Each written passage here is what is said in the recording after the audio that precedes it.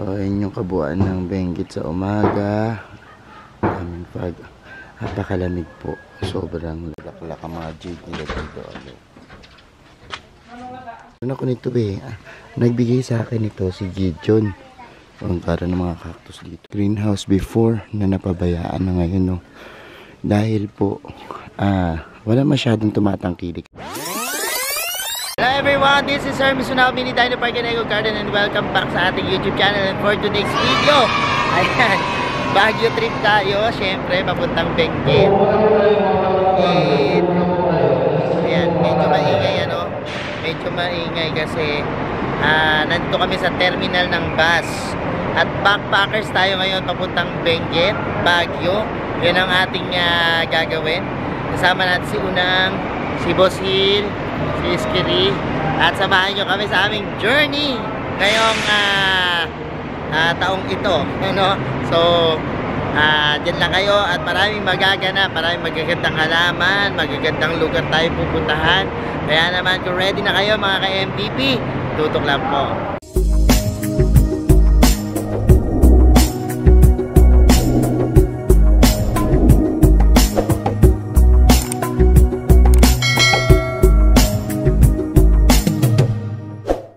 And we're back mga ka-MDB at nandito na nga po tayo sa Baguio City. And hintay namin yung susundo sa amin. Grabe, anong oras na ba ngayon? Inabot kami ng alas 3 sa biyahe. At makahaba. Ang hirap din pala mag backpackers kasi sobrang tagal nung ating pag-iintay. Ngayon, naghihintay naman kami ng susundo sa amin para matuluyan. So, andito tayo ngayon. Dibot muna tayo. Ayan, pinagbebenta ng taho. Nakakatawa yung puno dito ng pine tree. Buhay dun sa loob ng dito, sa loob ng Victory Liner to. Yung mga puno dyan. Yan, yung natutuwa kasi sa loob ng kasi grabe ang tagal nung kailangan punta muna tayo dito.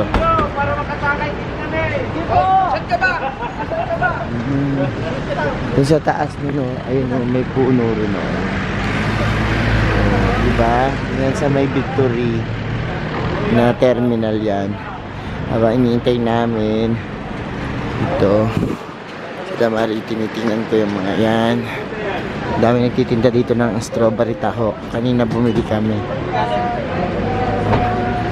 Ano lasa ng strawberry taho? Ano? Matamis? Ano po kami inaantay Opo. Ayan. Ayun nagtitinda ng taho. Sumano. Tagal na sundo. Okay, nakarating na kami dito sa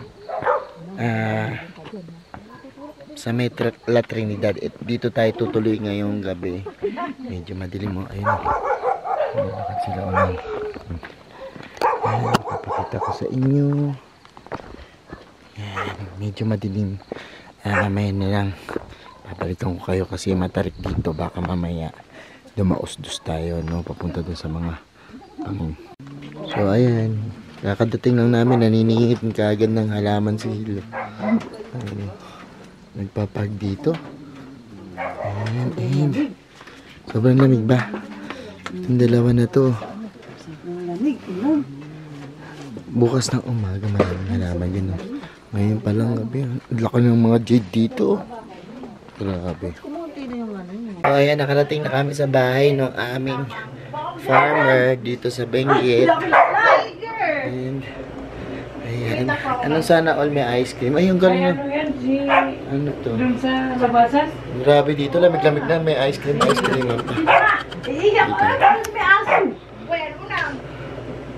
galing. Tingnan niya dito yung Tumatagal ba itong bulaklak na to? Dito? Oo. Water lang yun. Water plant? Galing. Yan, nandito na kami. And Ay, gusto ko na magpahinga dito. Magpapahinga na muna kami. Bukas na lang po kami babalik. At papakita ko sa inyo yung... O mamaya pala. Kasi umaga na daw, sabi ni Iskirino. So, papahinga muna kami and kita-kits bukas o mamaya. Unang ba't sipon na sipon ka? Bisa, ano? Uy, self-service, oh. Alam ko, huwag gawin na sa lamesa, may ganyan kami. May ikot. Nang, Kain tayo. ba't ka ba sinipon Nang? Kain, yung kape. Nagluto ka ng kape? Tara, kain na tayo. Good morning. Mikat na ang araw. Si Ono may magsisipilyo ka agad, di pa nga kumakain. Oh. Kain natin, flash na gulay. And meron tayo dito mga ayun. May kape and kain na tayo. Umaga, ang galing. Ang parang nakakita niya, umiikot. Hindi, parang kami ganito sa probinsya. Ano ba tayo sa umiikot na yan? Hindi niya alam pa ano ang tawag dyan. Ano? Bigyan ko ay trivia. Lazy Susan. Oo nga, Lazy Susan. Dito. Ang pangalan nito, Lazy Susan. Unang umiikot. Wala, ikaw pinagluluto ng pizza. Niluto na ni Maria, ang natutulog pa tayo. My baby. Naku, magkaya ka sa camera. Hi! Hindi niya alam salita na yun eh. Tagalog. Ang salita dito, Efren? Ilocano, kankanay, ibaloy. Kang kanya, Ibaloy? Ibaloy, Ilocano, kankanay. Nakakapaligo kayo ng gano'ng kalamig ang tubig? Ay, gano'n. Maligo ka na. Baka... Isip ko lang ako. Sinipon sa unang. Pupunas na lang ako. Kaya naman, pwede maligo. Dahil naman ko may heater dito. Lalublob mo sa kuryente yung ano. May heater naman. Pero, doon na lang ka sa, kina John.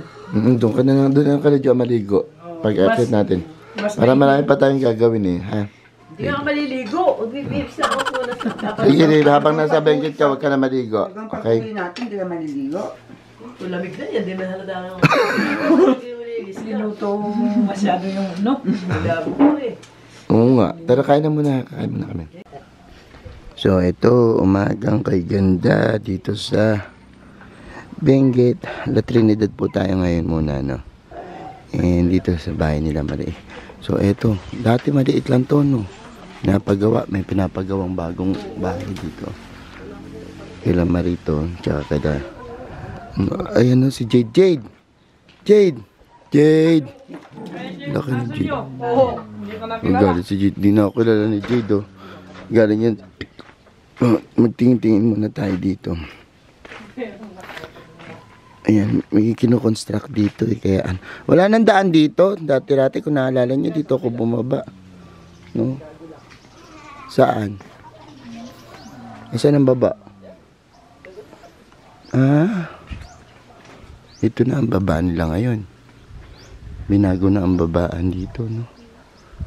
Oh. Ito na sila. Malaki na siguro yung nagbigay sa akin ng halaman. Meron dito nagbigay sa akin ng halaman before. Si Gideon. Yan. Malaki na siguro, no? And, yan. Wala nang babaan dito. Nag-iba na talaga ang ano. Ito na talaga ang, ito na ang pinaka ano. Ang kanilang, yan. Kalupaan. Ganun. Tara, bagtasin natin. Tingnan natin. Kung ano mga crops. Dati kasi parang ay grabe dito mga fortune plants, oh. Oh, ito nyo. Oh. Hindi dyan lang sa tabi-tabi, no. Tabi-tabi lang mga alaman dito magaganda, oh. Saan-saan lang tumutubo. So dati dito ako nangangapit bahay. Ngayon hindi masyadong maulan kasi before kapag pumupunta kami dito sobrang tarik. Kasi nga madulas yung daan dahil medyo nag-uulan. Pero now, kita nyo, ganda. Ang dami talaga sa kanilang mga tea plant, ano? Oh, kasi ang mga tea plant nung araw paniniwala, ayan ginagawang parang boundary. Halimbawa, eto, lupain na to, akin to. Lalagyan ko yan ng bakod ng tea plant. Tapos, Ayan. Parang protection yan sa mga gustong mag-invade, ano. Nakuha yan ng mga taga Benguet na sa mga ibang lahi, no. Ganyan kasi paniniwala sa iba, hindi sa Benguet ganyan din, merong mga tea plant. So ayan, sabi nila pinapakain lang daw nila yan sa ano, camping, yung mga tea plant. Ang gaganda rin, patahan natin. Wait lang, kaso ang hirap bumaba, oh, medyo matarik. Oh, yan. And oh, ayan, oh. Ano kaya ang kanilang crops ngayon? And oh, ayan yung mga tea plant. Ayan, makita nyo, no. So balik na tayo dun, at baka mamaya dito ako kinakabahan sa mga ganito, yung mga hinahawakan ganyan. Dati lumusot ako last time na pumunta tayo. So ayan yung kabuuan ng Benguet sa umaga. Daming fog, napakalamig po, sobrang lamig, and daming mga bulaklak dito. So ayan pa, ramdam mo yung init pero ang lamig ng simoy ng hangin. Tutuwa ako dito kasi yung mga jade, ano, may mga bulaklak ang mga jade nila dito.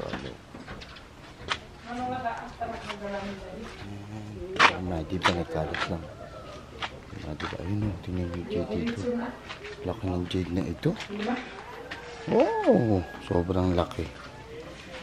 Laki ng mga jade.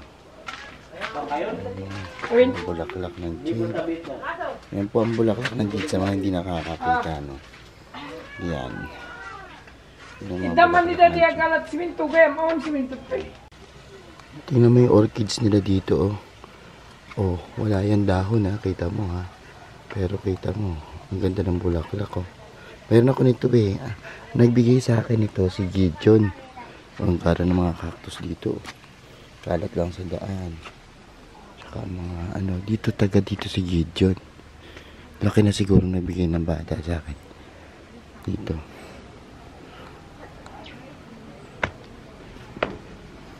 Dati dito meron silang mga ano, dito ako nangangapit bahay dati. Nung usong-uso pa yung succulents, kasi ngayon hindi na ganong uso.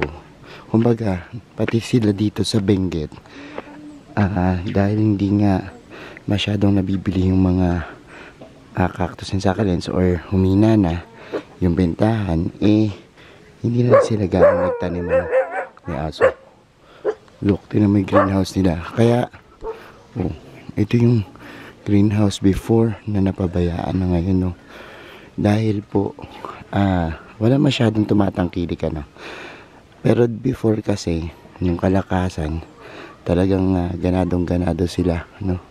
Sana uwi ko na lang to sa amin, no, yung mga nandito dito sa greenhouse malapit, no. Kasi nga syempre bumaba yung presyo, tapos konti lang yung mga kumukuha, bumaba yung demand. Kaya yung mga farmers, minsan, tinatamad na rin sila, no? Nagsiswitch sila sa ibang crops, tulad ng mga vegetable crops, no?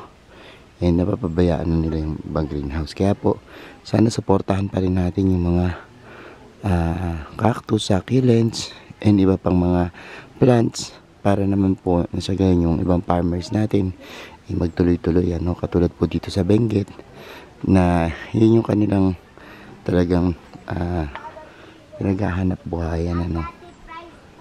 And ayan, break na tayo, pinakita ko lang sa inyo, and yun yung realization nito. Hi, mag-hi kayo sa vlog. Nasaan si Gideon? Gideon, hi. Di ba binigyan mo ako ng ano dati, ng plants ng bata ka? Palaki mo na. Laki na ni Gideon. Magay ka muna. Ayun, nagbigay sa akin dati si Gideon ng plants. And ayan, ito na kami dito. So tingnan nyo, napabayaan na nila yung kanilang mga plants dito, kasi nga mahina na yung demands.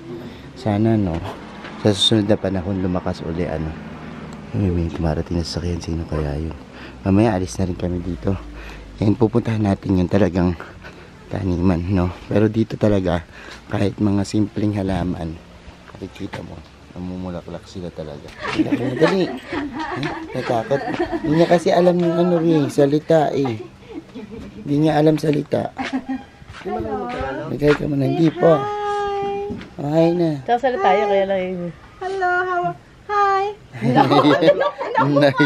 Nahiyo, tinakbo, nahiyo. Tinakbo mo yung mukha mo. Oh, tinago ang mukha. Nahiya. Say hi. Narinig ka na ko. Ay. I'm Yana. Tinago mo ka. Yana. Nahiya Hindi siya. ka makahabol sa mama mo. So ayan mga ka-MD, pinapanood niyo yung ating video, yung ating pagpanik dito sa Benguet. And yan yung realization, ano, sad realizations na kapag minsan hindi na talaga tinatangkilik yung isang bagay, eh minsan hindi na napapagtuunan ng pansin, ano.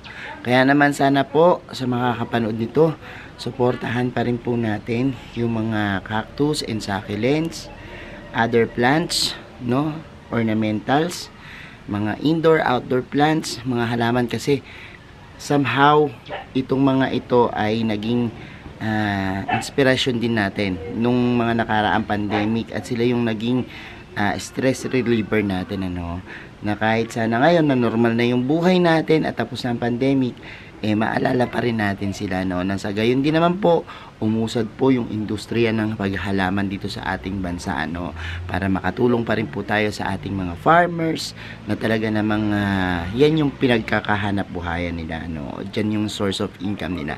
So thank you so much, at abangan nyo pa po yung serye na ating mga video, dahil puntahan naman natin yung magagandang halaman, ano, na talagang kung saan talagang kinukulture sila, at yan, at makikita natin yan sa mga susunod nating video. Kaya tutukan po sa mga hindi pa nagsasubscribe sa ating YouTube channel, kung bet na bet nyo po yung ganitong usapan, plants and gardening, eh mag-subscribe na po kayo, no. Huwag nyo pong kalimutang i-hit yung notification bell para lagi updated sa aming latest uploads, pati po sa iba't iba nating social media accounts, sa ating TikTok, Instagram, Facebook pages. Search lang po Hermes Unaho or Mini Dino Park and Eco Garden, makikita nyo na yan. Salamat ng maraming, and this is Hermes Unaho, nagsasabi sa inyo ng happy planting. Bye bye. Oh, this is ang ganda ng tanawin. Moment, helipad pa do. Anuhan ng helicopter. Pinaglalandingan ng helicopter. So ayan, after ng napakalayo naming paglalakbay ay bumungat na sa amin ang napakagaganda natin. Pero dito kahit po walang greenhouse, nabubuhay, ano, sa mga gilid ng mga bangin.